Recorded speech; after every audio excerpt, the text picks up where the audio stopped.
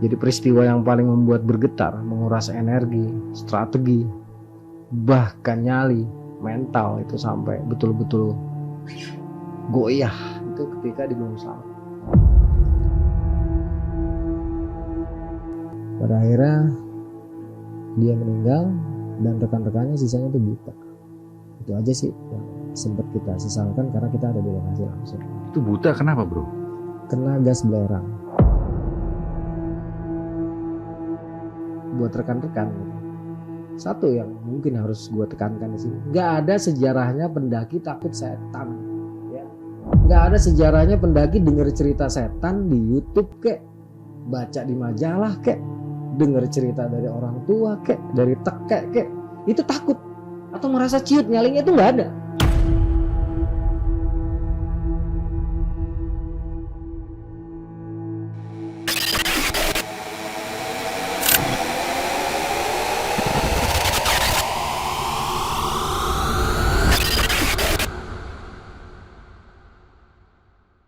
Assalamualaikum warahmatullahi wabarakatuh.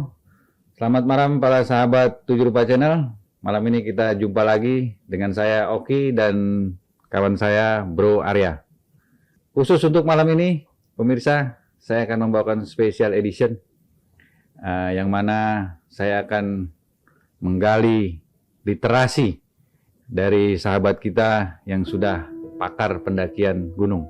Seperti biasa, para sahabat 7 Rupa Channel, di setiap kegelapan malam pasti ada kegaiban. Dan khusus malam ini, saya akan berbincang-bincang dengan Bro Arya. Untuk itu, sahabat 7 Rupa Channel, jangan matikan videonya, tonton terus sampai habis. Ini berdasarkan permohonan dari para fans 7 Rupa Channel, dia minta gua untuk menggali literasi dari lu nih bro. Dari awal lu mulai mengenal dunia pendakian gitu. Jadi khusus hari ini pemirsa tahu kita nih mau ngobrol-ngobrol aja bro. Ya, sambil juga ada yang serem-seremnya. Siap. Oke ya. Bro, lu tuh kapan tuh mulai terjun di dunia pendakian atau orang dikenal Mapala lah ya. Itu sejak kapan lu bro? Kalau spesifikasi Mapala sih itu untuk mahasiswa ya. Kalau memulai ini sebenarnya dari tingkatan dasar, sekolah dasar itu kita udah mulai suka camping lewat pramuka. Terus SMP pun masih suka camping walaupun udah nggak ikut pramuka, tetapi bergabung di pencinta alam di Sispala itu tahun 93. Untuk pendakiannya sendiri dimulai dari tahun 92. Itu kita udah mulai pendakian ke Gunung Gede, Gunung Salak, dan Gunung Pangrango.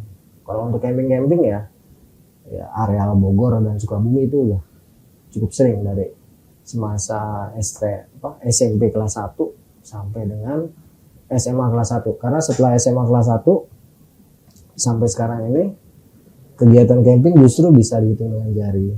Jadi kalau untuk pendakiannya 92. Kalau untuk Mapala saya malah nggak masuk Mapala, Oke, malah saya justru Sispala. Tetapi ya mungkin diambil palanya aja ya, pencinta alam, asal jangan pala puyeng. Oh berarti itu sejak SMA lah lu mulai organisasi pendakian. Betul, gitu ya. Di Sispala. Namanya Sispala waktu itu. 49 siswa pencinta alam. Oh 49 siswa pencinta alam. Oke bro. Nah selanjutnya dari di SMA itu 92 lu udah mulai mendaki gunung pertama kali. Itu belum SMA, Bang Obi. Oh, belum SMA itu? Itu masih SMP kelas 3. Oh, gitu. Itu belum intens sih. Kalau 92 itu saya baru naik Gede pertama kali, terus Salak 2, Salak 1. Itu aja sih. Nanti baru 93-nya merambah ke Pangrango.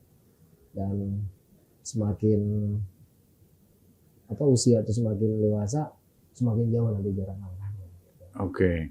Nah, selepas lu lulus SMA nih, kan gue denger lu bikin organisasi sendiri tuh. Nah, apa namanya itu, bro? Jadi setelah lulus SMA, terus kita kuliah, melihat sistem pendidikan yang terlalu keras, Dan saya pun mengalami pendidikan yang keras di mana senter mampir di kepala, dengan nesting, belum kita harus menerima perlakuan keras dari para senior, karena memang metode pendidikan pencinta alam itu kan nggak boleh lembek, ya, semi-semi militer bisa dikatakan.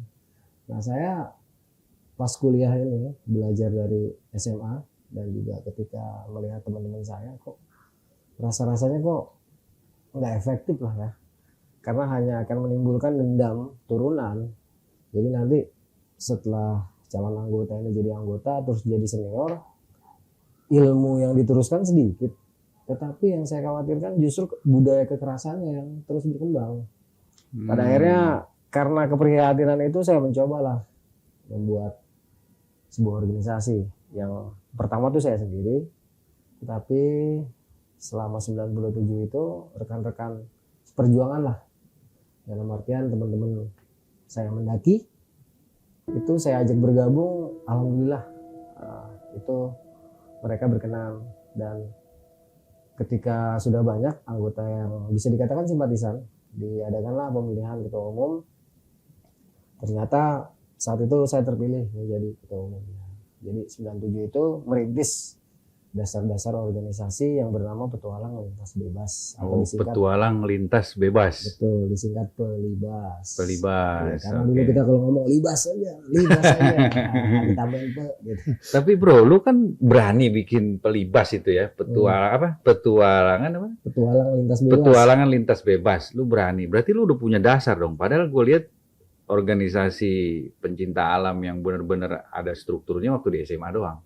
Apa lu ada belajar sebelumnya setelah SMA lah, lu pendidikan lain selain di itu atau di kampus atau apa? Kalau pendidikan yang paling membekas dalam artian kenapa berani itu ya dari SMA aja, Pak. Oh, hanya SMA. Nah, kan di SMA kita juga dapat LDKS, latihan dasar kepemimpinan. Terus setelah itu saya mengembangkan lah, saya belajar mengevaluasi pendakian-pendakian saya dari ilmu yang diberikan oleh senior-senior saya ketika saya masih SMA. Dan juga saya belajar dari pengalaman gitu kan, bagaimana sih kita walaupun ya tidak seperti strukturnya tidak seperti yang di sekolah, udah gitu sumber dayanya juga terbatas, kita tetap mampu, kita bisa menerobos lah kebuntuan-kebuntuan ketika kita ada di sekolah ataupun ada di kampus. Saya berusaha untuk menciptakan sistem yang sesuai lah dengan keadaan kita. Jadi waktu itu disesuaikan karena masih pendiri semua, ya kita sistem kerjanya ya pendiri, dalam artian gimana seorang dari kita bisa memecah, dalam artian ngumpul sana ngumpul sini, tapi nanti bisa mengajak orang bergabung. Kalau masalah ilmu tentunya dasarnya dari sisi kepala, karena itu cukuplah bisa dikatakan. Kalau di kampus itu kan hanya pengembangan. Ada dasar-dasarnya itu ada di SMA. Nah untuk pengembangan kalau memang mau lebih terstruktur susunan ilmunya ya mungkin masuk Mapala. Tapi kalau mau belajar dari pengalaman, dari dasar yang kita punya pun cukup untuk tali temali, untuk rock climbing, untuk rappelling, untuk mountaineering, untuk segala macam lah, termasuk navigasi darat. Sebenarnya kita udah punya. Karena itulah kita berani membuka organisasi. Oh gitu. Selain itu lu punya guru lain nggak? Misalnya di luar organisasi lu? Atau guru senior atau guru yang selalu membimbing di luar organisasi itu? Kalau guru mungkin banyak ya, mungkin. Nah, dalam artian saya ini orangnya senang bertanya gitu. Jadi kebetulan rumah saya itu kan di lingkungan tentara. Oh, oke. Jadi saya banyak nanya soal kompas malam gitu kan. Bagaimana menghadapi situasi dan kondisi di lapangan versi TNI lah. Walaupun mereka memberikan ilmunya itu seakan-akan kayak bercanda lah, tetapi saya tangkap itu. Mungkin mereka menganggap saya nggak bisa gitu, tapi ketika saya tangkap, saya aplikasikan di lapangan, ternyata betul banget gitu. Dan itulah dengan pengalaman yang ada, akhirnya berkembang sampai akhirnya nanti saya masuk organisasi resmi yang cukup bonafit, yaitu Jakarta Rescue, di mana Jakarta Rescue ini sudah insyarat International Search and Rescue Group. Di sana kita dilatih oleh Den Bravo juga dari Jakarta Rescue. Itu sertifikasinya saat itu sekitar 120 negara. Udah internasional tuh ya. Udah internasional. Ya pantes lah Bro Arya disebut pakar karena udah punya sertifikasi internasional rescue itu ya. Kalau pakar belum, masih belajar. Oke bro, gue mau tanya lagi. Jadi sejak lo mulai ikut Sispala sampai sekarang nih, udah berapa gunung yang lo naikin bro? Atau udah berapa kali lo naik gunung? Kalau jumlah gunungnya mungkin sekitar 50-an. Oke. Jumlah gunung 50-an. Itu Indonesia tuh? Iya, seluruh Indonesia. Tapi kalau untuk jumlah keseluruhan, kemungkinan besar itu 600 sampai 700 kali. 600-700 kali naik turun tuh? Naik turun gunung. Ya, karena di periode 2020 ke 2022 aja, saya sekitar 100 kali lebih naik gunung. Gila nggak? Bayangin, sahabat 7 Rupa Channel, Bro Arya 2020 sampai 2022 aja udah 100 kalian. Kalau periode 93 sampai 99 dan 2000 itu nggak, saya agak bingung itu memastikannya karena memang bisa dikatakan kampus atau rumah saya itu udah di hutan. Jangan sampai kuliah mengenai gunung kata. Udah jarang banget itu naik gunung terus itu mobil sampai bingung saya gitu. Jadi lu naik turun baru sehari naik lagi pernah terjadi seperti itu? Bukan pernah, memang seperti itu. Memang ritme saya lu nggak capek tuh bro? Capek cuman seneng kan lu baru sampai rumah belum istirahat udah ada lagi yang nyeletuk ya. Naik yuk gitu udah naik lagi. Kan lu begitu bilangnya kan jangan nyeletuk depan saya gitu ayo kalau saya gila. Oke, bro. Gue mau tanya nih bro, sekarang kalau gunung yang pertama kali lu naikin apa? Gunung Gede. Gunung Gede. Yang lu daki pertama kali ya? Betul, 92. Itu naiknya nggak sengaja. Gara-gara kita kenalan sama cewek, terus cewek dua ini semacam membuat kompetisi lah. Gitu. Akhirnya yang tadinya kita cuman camping di Cibodas, jadi naik gunung tuh gara-gara cewek tuh. Jadi naik gunung gara-gara cewek tuh. Nah terus kalau pengalaman lu nih, gunung apa yang paling sulit lu daki? Ada berapa gunung di Indonesia yang paling sulit lu daki? Sebenarnya tergantung jalur ya, oke. Kalau misalnya kita mengambil jalur yang sulit, itu yang saya rasakan paling sulit Merapi lewat selatan ketika itu karena kita harus berhadapan dengan tebing Gegerboyo juga kawah Merapi, jadi untuk sampai puncak Garuda itu kansnya kecil. Terus yang kedua di era 2000-an itu Gunung Raung, karena Gunung Raung saat itu lewat jalur Kalibaru masih belum familiar, jadi jalurnya masih harus semi-semi ngebabat. Itu saya sampai 6 hari 5 hari 6 malam. Sepanjang jalan itu kita nggak ketemu manusia turun naik. Nggak seperti Raung yang sekarang di mana udah ratusan orang, bahkan kadang ribuan orang mendaki di sana. Itu dua itulah yang berkesan di era 90-an sama di awal 2000-an. Itu gunung yang paling sulit lu daki karena ada yang buka jalur gitu ya. Karena jalurnya udah rapat lagi dengan rimbunan pohon gitu ya. Karena memang masih jarang banget. Kalau gunung Merapi karena tebing itu aja yang harus lu daki. Iya, sama kondisi medan yang tipis-tipis lah, punggungannya juga punggungan muda bisa dikatakan, jadi batu-batunya rapuh. Sangat sulit dan sangat berbahaya. Belum lagi ancaman dari wedus gembel ataupun lava panas. Oke. Iya. Nah bro, tadi kan gunung yang paling sulit ya. Kalau sekarang gue mau nanya, gunung yang paling lama lu tempuh sehingga lu butuh waktu lama naik dan turunnya bro. Itu gunung apa bro? Yang pertama itu di Jawa ya, yaitu Argopuro. Itu kita menghabiskan waktu sampai 8 hari Pak.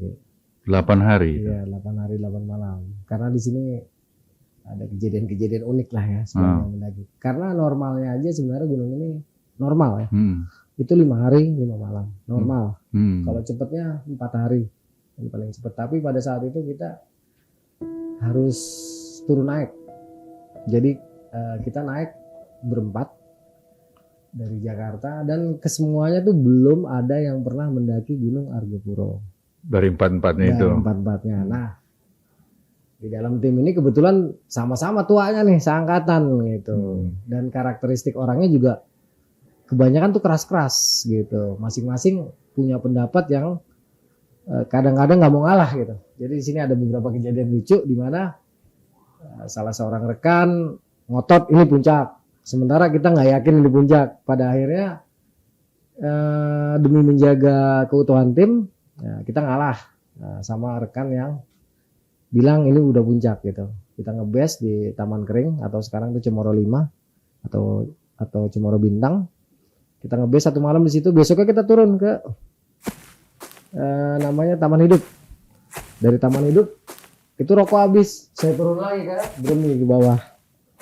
Besoknya saya baru naik lagi ke Taman Hidup, terus naik lagi ke Taman Kering atau Cemoro Bintang, terus turun ke Cisentor, ngebase lagi di Cisentor, naik ke puncak, ngebase lagi di Cisentor, terus jalan baru 8 hari tuh. Sampai di bawah itu pas 8 hari, sampai di daerah Baderan.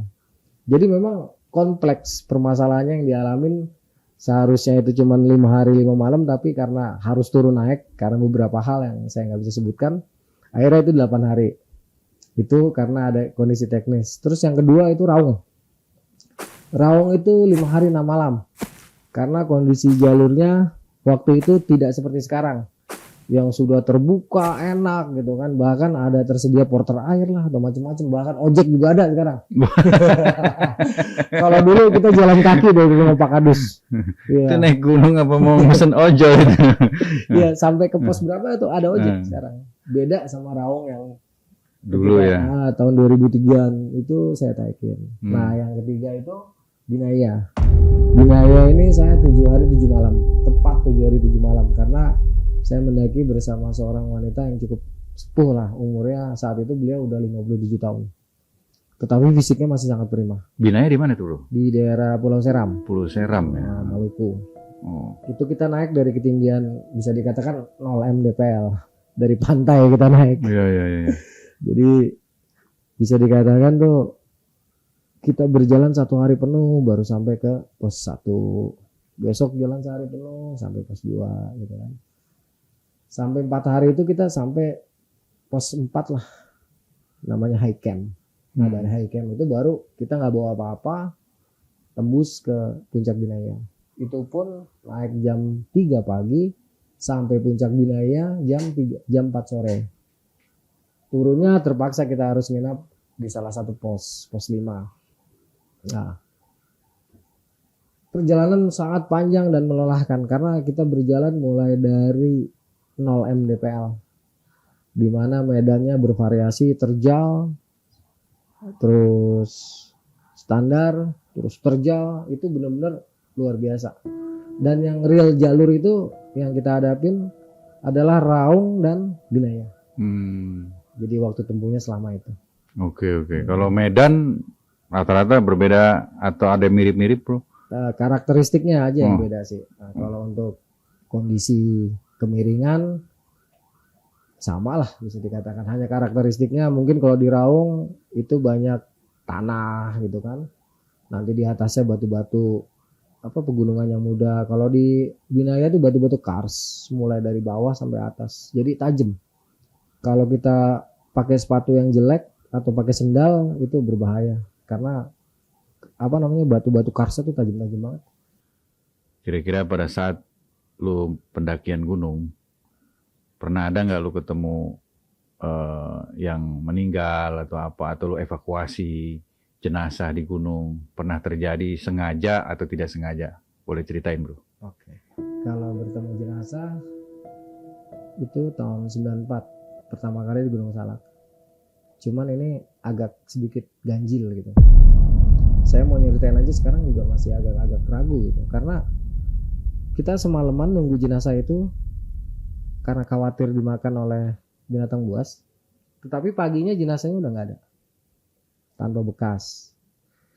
Jadi ini antara mistis atau real, saya masih agak bingung gitu, karena memang saya sama temen itu kebetulan udah almarhum nih temennya. Waktu itu kita nunggu gitu, ini jenazah itu dia pakai celana pendek di pinggir jalur Gunung Salak. 94. Kita ketemu jam 7. Itu tanpa sengaja lo ketemu? Nggak sengaja, Okay. memang kita lagi naik berdua. Pas kita tungguin, karena waktu itu berbagi tugas nggak memungkinkan, malam siapa juga yang mau turun sendirian atau yang satu nungguin jenazah. Mau ngabarkan ke bawah gitu ya. Kita akhirnya memutuskan tunggu pagi aja lah, kita amanin dulu gitu. Nggak taunya pagi-paginya udah nggak ada, hilang. Saya sampai detik ini masih nanarnya begini loh, karena saat itu gini, kita naik itu dalam keadaan kita masih nakal-nakal ya, jadi masih dalam keadaan ampasan lah gitu. Jadi antara real atau nggak realnya kita bingung nih gitu. Tetapi kalau ingat-ingat dan ngobrol ketika almarhum itu masih hidup, kayaknya real banget gitu. Itu satu. Kedua itu di Gunung Pangrango.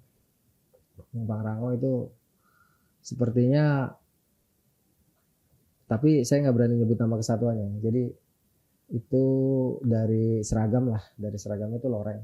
Ada 3 orang. Jadi 1 di hutan bakar, 2 di puncak Pangrango. Itu cukup ramai kejadiannya, sekitaran tahun 98, 99. Dan uniknya, posisi jenazah yang terlihat jelas itu membutuhkan waktu 11 hari untuk bisa ditemukan oleh kesatuan mereka. Padahal ketika kita temukan waktu itu posisinya terlihat dengan mata telanjang tanpa harus nyari-nyari. Itu lu memang mencari atau nggak sengaja? Oh, nggak sengaja juga? Nggak sengaja, posisi kita naik lewat jalur ilegal. Jadi itu di Mandalawangi sama di hutan bakar. Terus tahun 2001 itu kebetulan saya ada di lokasi dan ada korban meninggal di Kawah Ratu. Nah itu kita evakuasi. Di sini juga ada cerita horornya, di mana di saat proses evakuasi, pasca proses evakuasi, kita mengalami kejadian-kejadian mistis yang berhubungan dengan si korban tadi. Jadi di antara anggota rombongan itu ada yang ketempelan lah, bisa dikatakan mau istilahnya si korban ini mau mengucapkan terima kasih korinnya atau apanya lah, kita kurang paham. Tetapi melalui salah seorang anggota saya. Nah yang paling menyedihkan itu di tahun 2012, di mana saya harus mengangkat kepingan-kepingan tubuh. Tidak lagi tubuh yang utuh gitu. Karena di sini jenazah adalah korban kecelakaan pesawat Sukhoi. Oh, yang di Gunung Salak itu. Itu tahun berapa tuh, Pak? Itu tahun 2012. 2012 ya. Pesawat Sukhoi itu hilang 9 Mei. 10 Mei pagi jam 8 sudah diketemukan titiknya. Jadi saya bergerak naik sore itu tanggal 10 Mei jam 5 saya udah ada di Puncak Salak. Keesokan harinya 11 Mei saya sudah berada di lokasi, di mana di situ mohon maaf untuk para korban, keluarganya terutama. Kita hanya menemukan potongan-potongan dari korban, mohon maaf gitu, kayak isi perut manusia, terus potongan-potongan tubuh. Itu berserakan di mana-mana di sekitar Lembah Sukhoi atau Lembah Salak dulunya sebelum namanya Lembah Sukhoi, sama di tebing tempat pesawat menabrak dinding tebing Gunung Salak. Itu berserakan di mana-mana. Ada di pohon, ada di pokoknya nggak enak lah ya. Waktu di Aceh aja saya ngangkat ribuan jenazah, tapi saya nggak ngerasa semiris itulah, karena masih banyak yang utuh lah. Ada beberapa yang rusak, hancur ya, karena memang kondisinya sudah terlalu lama terendam air ataupun anak-anak kecil. Miris, memang sangat miris, tapi untuk kondisi yang dalam waktu dekat ini saya rasakan miris ya pas di Sukhoi itu, karena potongan tubuh paling besar hanya bagian tubuh ini aja. Jadi tangan, kakinya nggak ada, hanya tubuh aja. Itu potongan-potongan besar.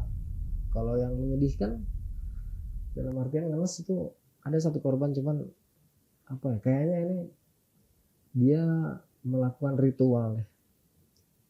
Saya nggak bisa sebut tahun dan lokasinya Pak ya. Jadi itu kita temukan ceceran, mohon maaf, sepatu, kaos kaki, celana, terus pakaian dalam, mulai dari celana dalam, bra, itu disusun berjejer, nanti anting, kelihatan itu karena dikasih tisu gitu, dijejer sampai persis ke jenazah. Jadi jenazahnya tuh telanjang full. Ini di gunung mana nih, Bro? Saya nggak bisa sebut Pak. Oh, oke.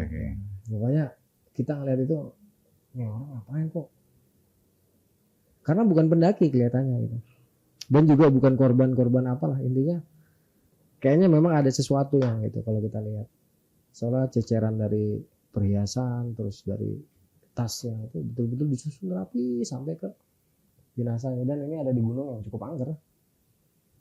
Jadi pada saat itu kita sempet lah, karena waktu belum tahu tuh, sempet mau ngambil ini ya, mau ngambil tasnya, tetapi begitu tahu itu kita tinggal, dan sepanjang jalan turun itu kita mengalami teror yang sangat hebat. Sepanjang perjalanan turun tuh terornya luar biasa. Teror dari goib gitu, bro. Teror dari goib itu gila-gilaan juga tuh. Terus kalau untuk evakuasi orang hidup ya beberapa kali lah, 93, 94, 2001, 2002, 2004, terus 2019 kemarin. Terus ada beberapa lagi cuman saya lupa gitu. Intinya yang berurusan dengan jenazah nggak sedikit lah gitu. Dimana kita biasanya tuh emosi kumpul di situ.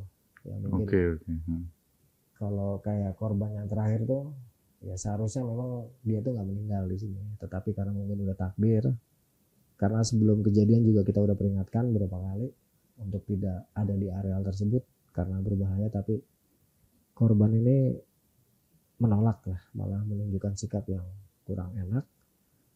Pada akhirnya dia meninggal dan rekan-rekannya sisanya tuh buta. Itu aja sih yang sempat kita sesalkan karena kita ada di lokasi langsung. Itu buta kenapa, bro? Kena gas belerang. Jadi di areal kawah itu di kondisi tertentu, terutama pasca hujan deras, spesifiknya itu kawah Ratu, itu sangat berbahaya karena kerap mengeluarkan gas belerang yang mungkin pekat dan mengandung racun yang mematikan. Karena kalau kena itu, setahu saya ketika saya mengevakuasi korban itu dari seluruh lubang yang ada di tubuh korban itu mengeluarkan darah. Mungkin itu menandakan paru-parunya atau jantungnya pecah, jadi keluar darah.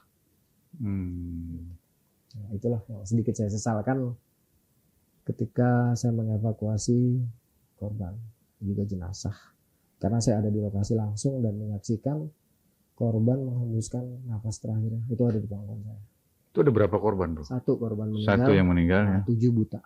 7 buta? Iya. Pada saat lo temukan 8-8-nya itu di posisi udah tergeletak atau gimana? Enggak, jadi satu orang minta bantuan karena teman-temannya yang lain tuh nggak bisa ngeliat. Terus ada satu orang tiduran, dibilangnya sih pingsan. Memang ketika kita mau mengevakuasi pun sebenarnya kita taruhan nyawa kan, karena berurusan dengan gas beracun. Jadi ada beberapa standar ya, SOP yang harus kita patuhi untuk di kondisi seperti kita ada di lokasi gas gitu kan. Salah satunya untuk menghambat oksigen atau gas beracun masuk itu dengan kain basah yang kita tutup untuk pernapasan kita. Itu pun nggak lama ya, jadi hanya sekian detik lah. Waktu itu karena kita udah pernah dapat pendidikan, jadi walaupun dalam teorinya itu 1 menit, tapi kita usahakan lebih cepat dari itu. Jadi saya bikinlah tim, ada berapa tim, ini tim ngeluarin dari area ring 1 yang isinya tugas beracun. Dia hanya bertugas narik, mengeluarkan, terus dia harus lari cari udara yang segar. Minum kalau bisa muntah, walaupun tidak terkontaminasi oleh racun, tapi paling tidak kita sudah mengantisipasi jangan sampai kita jadi korban. Jadi memang cukup rumit kalau ada apa-apa. Misalnya teman-teman berkunjung ke area Kawah Ratu, terus tiba-tiba ada yang terkena racun di sana, jangan langsung nolong, karena nggak tertutup kemungkinan kita ikut jadi korban. Kita jadi korban ya. Jadi harus lihat arah angin, kesiapan kita, sanggup nggak kita ngitung sekian detik sampai ke lokasi, terus lari lagi ke tempat yang segar. Karena kan dari angin lah paling nggak indikasinya kita bisa tahu gas beracun itu mengarah kemana. Nah kita harus ada di posisi yang bukan arah angin datang, tapi kalau misalnya angin dari sana, kita dari sini lah masuknya gitu kan. Jadi gasnya kan ketiupnya ke sini. Jadi kita menyelamatkan korban juga melambung menjauhi arah angin. Nah, jadi yang arah angin tidak menerpa ke kita gitu, bukan yang membawa gas beracun. Paling tidak teman-teman walaupun itu siapapun, makanya kalau pas hujan deras itu harus dihindarkan karena rumit sekali menyelamatkan korban yang ada di daerah rawan gas beracun. Itu rumit. Gitu, Pak. Itu yang paling mengenaskan lah, menyedihkan, karena saya lihat posisi korban dari mulai sehat, gagah, sampai dia pingsan, sampai dia menghembuskan nafas terakhir, itu saya lihat. Dari 8 orang itu, 1 orang itu ya? Semuanya keluar darah itu? Enggak, cuma 1 yang meninggal. Kalau yang lain buta aja. Buta sementara. Selama ratusan kali lu mendaki gunung, pastikan lu selalu jadi leader nih. Nah, kita tahu semua nih, para pendaki di luar sana nih, para sahabat 7 Rupa Channel kan juga ada yang pernah mendaki gitu kan. Gunung tuh tempat sarangnya gaib, bro. Nah, kejadian gaib apa, bro, yang pernah lu alami bener-bener menguras strategi lu, pikiran lu, bahkan mental lu sebagai leader, baik untuk mengamankan, membuat para sahabat-sahabat yang lu pimpin nih jadi berani, atau bagaimana cara menghadapinya? Kira-kira di mana aja, bro? Dan apa aja yang terjadi? Gaib apalah gitu. Siap. Jadi membahas gaib ini memang perlu kebijaksanaan ya. Perlu wisdom khusus, karena hal gaib ini tidak semua orang bisa mengalaminya. Bukan berarti yang mengalami itu pilihan, tidak juga. Jadi bijaksana dulu lah dalam menilai permasalahan ini sebelum masuk ke ceritanya. Jadi hal-hal seperti ini memang takdir, dalam artian orang-orang yang sudah dipilih untuk mengalami hal ini. Jadi peristiwa yang paling membuat bergetar, menguras energi, strategi, bahkan nyali, mental itu sampai betul-betul goyah, itu ketika di Gunung Slamet. Ketika saya... Tahun berapa tuh, bro? Tahun 2002. 2002. Ketika itu saya membawa mungkin sekitar 13 orang anggota saya untuk melakukan pendakian Gunung Slamet. Pendakian ini awalnya normal, lancar, sampai nanti kita di sekitaran Gerbang Goib. Ya mungkin sekarang udah nggak ada ya, karena jalurnya udah dialihkan, tidak lewat situ lagi. Itu ada salah seorang anggota wanita saya yang menemukan hal ganjil. Yang awalnya tuh rasanya biasa aja, karena dia itu melihat penampakan nenek-nenek membawa kayu bakar cukup banyak dengan kebaya, terus cowok yang menurutnya itu manis ya. Sedangkan pada waktu itu saya nggak lihat apa-apa. Saya benar-benar nggak ngeliat apa-apa, cuma ngeliat punan gitu. Ketika anggota saya bilang, bang, itu ada nenek-nenek bawa kayu bakar banyak banget pakai kebaya lusuh. Saya nggak ngeliat, cuman karena pengen situasinya tetap kondusif, saya oh iya gitu. Padahal dalam hati apaan, gue nggak lihat apa-apa gitu kan. Terus nggak lama, bang ada cowok ganteng banget senyum-senyum lagi bang. Saya juga apaan, nggak ada apa-apa. Cuman supaya ini anak mentalnya nggak jatuh, saya bilang, oh iya ganteng banget ya. Tapi yang lain lihat kan 13 orang nih. Nggak ada, jadi saya terpisah di belakang berdua. Oh. Okay. Karena memang kan saya sweeper posisinya. Okay. Nggak lama setelah kejadian itu, siswa saya nih atau anggota saya pingsan. Saya pikir cuma pingsan biasa, tapi setelah dicoba untuk diobati lah ya, atau ditangani, ternyata saya baru sadar ini posisinya bukan pingsan biasa, karena dia dalam keadaan mendesis, juga matanya tuh nggak bisa ketutup, dan itu ditambah lagi hujan gerimis, jadi mata itu kena rintik air, itu nggak mungkin lah kalau dia nggak kedip. Fakta yang saya lihat pada saat itu, ini matanya nggak kedip sama sekali, terus mendesis seperti ular. Nah disinilah mulai teror yang luar biasa, dimana saat itu saya langsung memikirkan seluruh anggota tim. Jadi ada satu orang yang di dekat saya utus untuk menghentikan pergerakan tim, karena kita adalah mata rantai hidup yang harus saling menjaga satu sama lainnya. Saya suruh turun semua tuh yang udah di atas, turun. Ketika udah berkumpul, kita bikin tenda. Korban udah kita masukkan ke dalam tenda.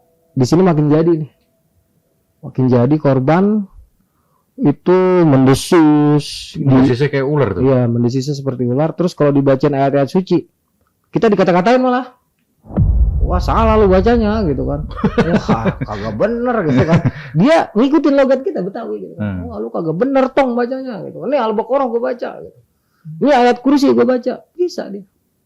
Sampai bengong semua tuh. Wah gila. Bingung kan. Nah alhamdulillah ada seorang rekan yang bawa air zam-zam. Kita selawatin, siram, kena tuh dia. Terus saya juga kan berpikir gini loh. Ini semua tanggung jawab saya gitu kan. Jadi saat kejadian itu ya batin ngomong gitu, lu ngapain nih cewek lemah, Lu kalau mau gue aja, ayo mau ribut di mana gue jabanin gitu, mau di alam nyata, alam gaib, ayo deh. Udah saya kayak gituin. Terus saya ambil tuh ada jam-jam saya siramin ke tenda, ya, ke seluruh orang yang ada di dalam tenda. Saya suruh dia keluar. Nah di sini baru wujudnya kelihatan. Nyata itu. Jadi enggak, jadi di depan tenda itu salah seorang anggota saya suruh bakar spiritus dicampur garam. Begitu dari luar udah bilang, udah bang nyala spiritus sama garam. Baru saya bilang, udah lu keluar. Kalau enggak gue minum nih air jam-jam yang udah diisi garam sama selawat. Akhirnya dia mau keluar tuh. Begitu kita suruh keluar, pertama tenda itu goyang-goyang dulu kayak dia mau nembus ke sini nggak bisa nembus.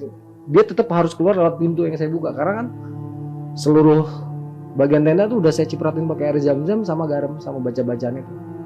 Ya ini kekuatan Allah ya, gue nggak punya apa-apa. Ya Allah yang hebat.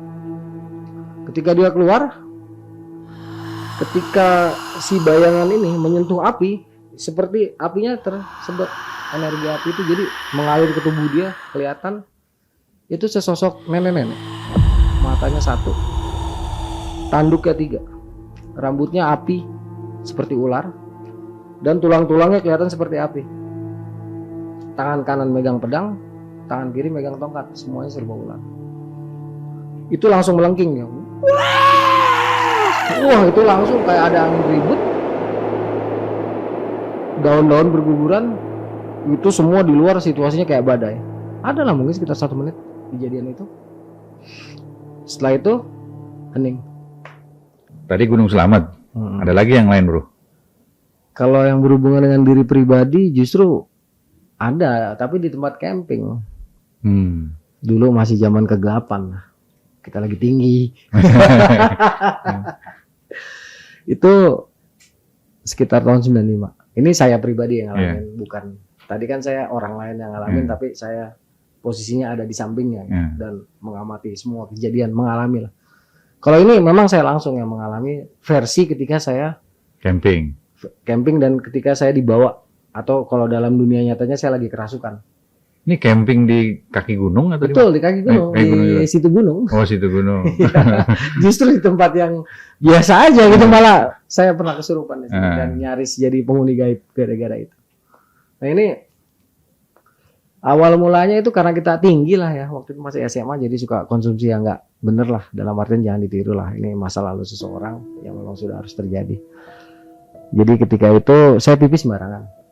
Dan yang saya pipisin itu ternyata siangnya pas saya cek itu namanya pohon kemang. Kemang itu sejenis pohon bacang ya, atau pohon apa ya, limus kalau di Sunda. Dimana getahnya tuh gatel, daunnya gatel.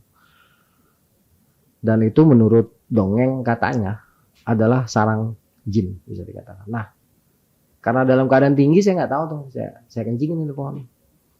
Ketika selesai kencing, saya duduk bengong, tiba-tiba saya ngeliat itu ada kakek-kakek. Dia pakai jubah putih, bawa tongkat. Itu bolak-balik aja depan saya. Begitu saya kedip, tahu-tahu udah di depan mata saya, nyekek saya udah mau mati rasanya tuh.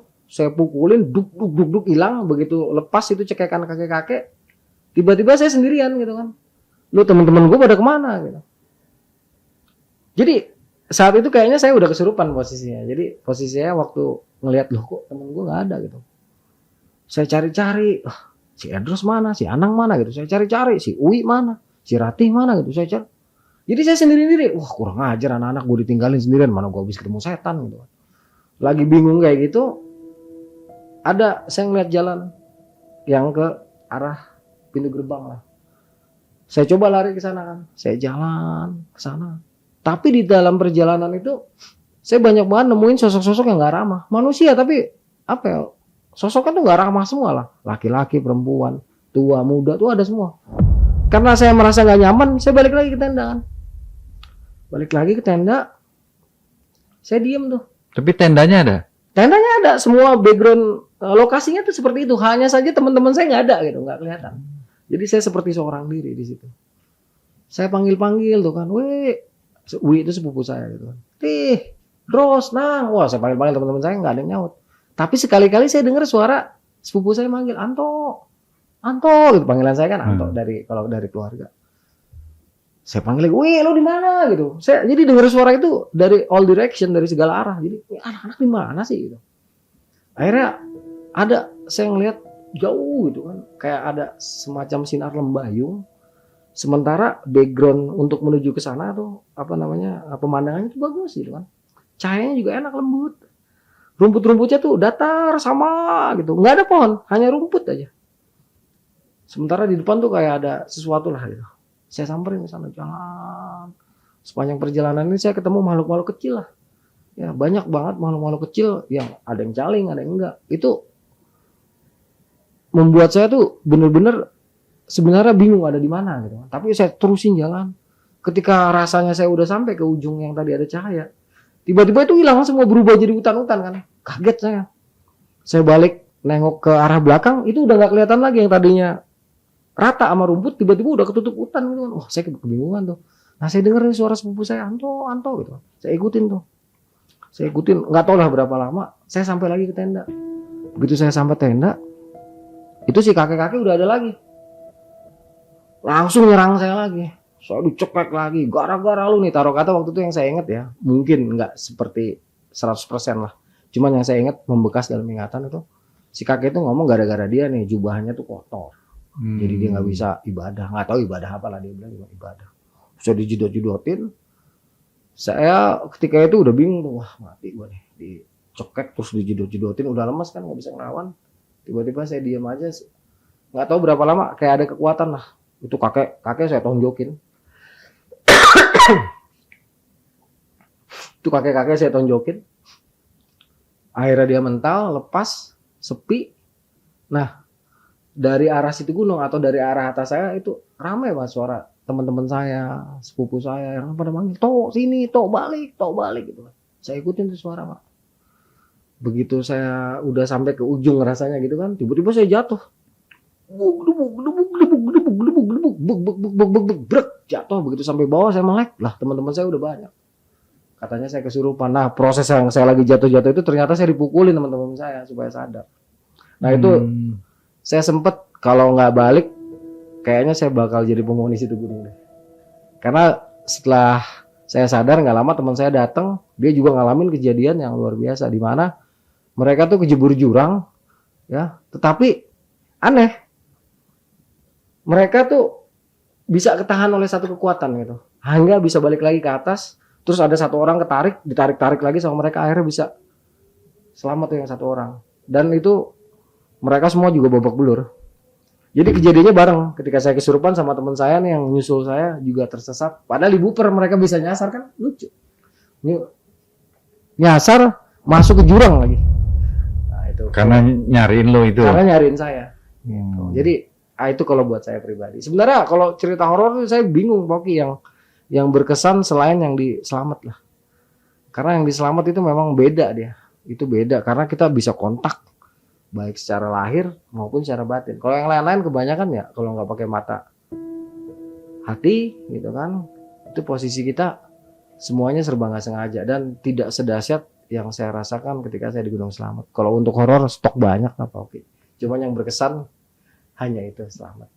Cerita yang seru juga ada yang dialami. Oh, Gunung Ciremai. Ciremai 97. Apa tuh bro ceritanya? Waktu itu kita naik bertiga menjelang bulan puasa. Bisa dikatakan puasa pertama lah, malam puasa pertama. Jadi di gunung itu kita nggak ketemu manusia satupun. Awalnya biasalah, walaupun kita bertiga-tiga di gunung, no problem lah. Yang namanya pendaki nggak ada sejarahnya takut setan. Mau denger cerita ada setan kepala 2000 di gunung nggak ada masalah. Orang lihat kita tuh naik gunung bukan mau ketemu setan. Tapi apa daya, saya dapet rezeki lah karena akhirnya dengan hal seperti itu saya bisa cerita di sini. Awalnya tuh kita dengar suara perempuan, ramai perempuan di atas itu. Sampai kita agak kesel juga sama almarhum Pak Mamat. Katanya cuma kita doang yang naik gitu. Katanya di atas cewek ramai. Kejar sampai maghrib tuh sampai ke Batu Linggak nggak ketemu juga tuh cewek. Tapi suaranya di atas kita terus. Udahlah karena kita udah capek. Ngejar suara perempuan nggak dapat juga. Malam itu kita bermalam tapi nggak berani di Batu Linggaknya. Oh jangan Batu Linggak. Kita naik kan. Oh, jadi lu pikir itu ada rombongan di depan, rombongan cewek-cewek gitu. Karena suaranya jelas, oke. Siang-siang lagi mana ada jurik pikiran kita waktu itu. Dah, begitu maghrib, memang kita sampai Batu Linggak udah menjelang maghrib ya. Begitu maghrib, kita buka tenda, selesai. Biasanya kan aktivitas kita di gunung tuh bakar-bakaran. Tapi di Ciremai itu cuman tinggal lihat, kayu udah dikumpulin tapi nggak jadi bakar-bakaran. Karena apa? Hawanya itu beda banget. Si Panjul itu ketika mau istirahat aja dia udah masang headset di kupingnya, kenceng. Karena apa? Dia dengar suara gamelan. Sama si Diki, kalau saya belum dengar. Nah, ketika kita tidur, di luar itu suara langkah kaki sering banget. Buk, buk, buk, buk, buk, buk, buk. Itu hampir setiap kita bangun atau di saat kita lagi tersadar itu suara langkah kaki kedengaran sepanjang malam. Sampai satu titik di mana kita tidur itu mepet-mepet. Oke. Si Panjul bangun, nyeletuk dia. Itu tempat kosong buat siapa? Saya langsung kepak palanya tuh, ngomong sembarangan aja lo. Baru selesai ngomong, di samping tuh ada orang pakai jaket merah lagi tidur. Udah kita semua gak ada yang bergerak tuh. Sampai pagi dia baru bilang oke.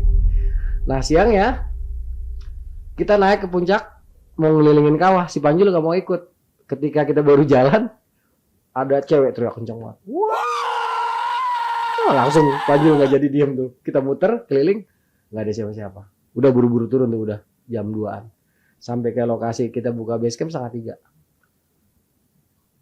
Beres-beres gak makan lagi, kita langsung turun. Pas turun itu hujan deras. Pas hujan deras ini sepanjang jalan turun udah jangan ditanya dah. Itu rasanya udah kayak di emperan neraka, Boki. Kenapa? Kita bertiga tapi nggak ada yang mau jalan di depan, nggak ada yang mau jalan di belakang gitu. Kan saya bilang ya udah gue di belakang, yang di depan nggak mau. Giliran ya udah gue di depan, yang di belakang nggak mau. Akhirnya kita bertiga nih. Dempet gitu. Jalannya masih kecil, masih kecil banget. Jadi jalan bentar-bentar jatuh tuh, gedebuk. Ah itu di belakang rasanya kayak ada orang satu. Entah lucu ya. Dia tuh di belakang tapi kok kelihatan jelas gitu dalam pikiran gitu kan, dalam penglihatan yang dalam visi yang lain lah gitu. Itu kayak jelas di belakang dan nggak cuman saya aja. Soalnya kalau misalnya saya doang nih yang dua nggak mungkin dong, nggak mau di belakang, nggak mau di depan gitu. Jadi ini lucu gitu. Sampai satu titik di mana kita jatuh, senter cuma satu Pak, senter yang dari besi itu dulu, yang 4 baterai yang gede. Iya panjang itu. Ketika kita jatuh, pas kita angkat senternya putus, seperti kebabat pedang. Saya kaget loh, senter pedang. Oh bukan copot palanya bukan? Bukan, putus. Setengah gitu putus? Oh putus, enggak deket palanya emang putus. Tapi putusnya tuh rapi banget gitu kan. Saya lihat, senter putus. Enggak, senter nyalain gitu. Nyalain dari Hongkong, orang putus, saya bilang kayak gitu. Udah, ketika kejadian itu kita turun ke bawah separuh mati itu Pak. Ngerayap kita jalan. Dan sepanjang perjalanan itu kita ya itu tadi sosok yang tadi sama seperti nenek-nenek lah, entah ini pelet kali ya, gua nggak tahu juga deh. Pokoknya itu terus sampai ke Cilimus, sampai ke Buper Cilimus. Nanti di Buper Cilimus kita istirahat di bawah pohon beringin, gede banget. Itu masih ada sekarang juga pohonnya. Nah di situ ada yang ngangkang gede banget. Dan yang paling kita khawatir waktu itu banjir di bawah. Karena apa? Hujan. Dulu di Gunung Ciremai ada pantangan untuk buang air di puncak. Tapi teman saya si Panjul itu buang air di puncak karena udah kebelet. Entah hubungannya apa dengan kejadian-kejadian kita. Intinya nanti dalam cerita lengkapnya akan saya jelaskan dengan detail Bang Oki. Karena memang ini cukup menegangkan. Betul-betul sangat menegangkan versi lengkapnya. Kalau sekilas-sekilas begitu aja. Ada lucunya juga soal ini. Bro, sebagai penutup nih untuk video kita kali ini. Sahabat 7 Rupa Channel pengen juga ada edukasi dari lu Bro. Siap. Khususnya pesan-pesan untuk para pendaki muda nih. Kira-kira apa aja Bro? Monggo Bro. Buat teman-teman mohon maaf sebelumnya, terutama buat para senior juga yang seangkatan, juga yang lebih muda, tidak bermaksud menggurui sama sekali, hanya berbagi aja. Terutama rekan-rekan yang masih baru memulai, juga rekan-rekan yang masih muda. Itu pendakian gunung harus kita sadari bahwa ini bukan hobi yang mudah. Dan pendakian gunung selain menyenangkan juga menyimpan potensi membahayakan diri kita sendiri. Karena ini termasuk dalam high risk atau resiko tinggi ya. Jadi banyak yang harus kita persiapkan sebelum kita melakukan pendakian. Ya. Tidak hanya alat, tetapi juga mentalitas kita sebagai tim. Tentunya kita mendaki tidak sendirian ya. Kalau mendaki sendirian sangat tidak disarankan sebenarnya, karena itu termasuk yang paling tinggi resikonya. Jadi buat rekan-rekan tuh harus siap. Kalau peralatan udah pasti lah SOP lah ya, siapkan yang sesuai dengan standar keuangan kita lah, jangan memaksakan. Yang penting peralatan intinya kayak misal carrier, tenda, jas hujan, kompor, dan bahan makanan juga bahan-bahan keperluan untuk masak itu ada semua. Terus yang paling penting selain itu adalah mentalitas, sikap di mana kita menyadari sejak dari rumah berangkat ke gunung, naik gunung, turun gunung, dan kembali ke rumah, kita adalah mata rantai hidup yang harus saling menjaga, melindungi satu sama lain. Kita tidak boleh terpisah-pisah hanya karena ego di dalam melakukan pendakian. Karena itulah mendaki gunung termasuk dalam kegiatan yang berisiko tinggi. Ya. Sebelum kita mendaki juga sebaiknya dibekalilah dengan ilmu dasar mountaineering. Ya, paling tidak kita mengetahui yang namanya tunggungan, kita harus ada di mana. Terus ketika ada sesuatu di gunung kita harus bersikap seperti apa ya. Jadi ketika di gunung ada sesuatu, mau kecelakaan, mau tersesat, ataupun hal-hal lain yang tidak diharapkan, paling tidak kita udah siap. Jadi antisipasi dari awal. Terus untuk hal-hal gaib buat rekan-rekan gitu.